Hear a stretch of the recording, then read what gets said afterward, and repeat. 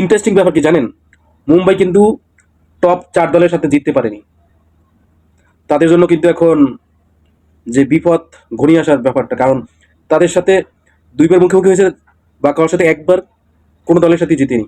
সেটা পাঞ্জাব বা royal Challengers Bengaluru বা গুজরাট, তাদের সাথে কিন্তু জিততে পারেনি। তবে আমরা সবাই জানি যে মুম্বাই অলরেডি উঠে গেছে, তারা 4 নম্বরই থাকবে।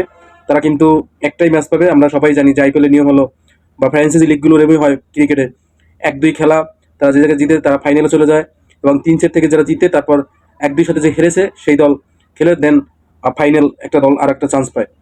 আর সেরকমের এবছরও আইপিএল। সুতরাং মুম্বাইয়ের জন্য কিন্তু কঠিন সমীকরণ। এবং সবচেয়ে দুঃখজনক সেটা হলো মুস্তাফিজের জন্য। মুস্তাফিজের দল দিল্লি কিন্তু 15 পয়েন্ট পেয়েছে।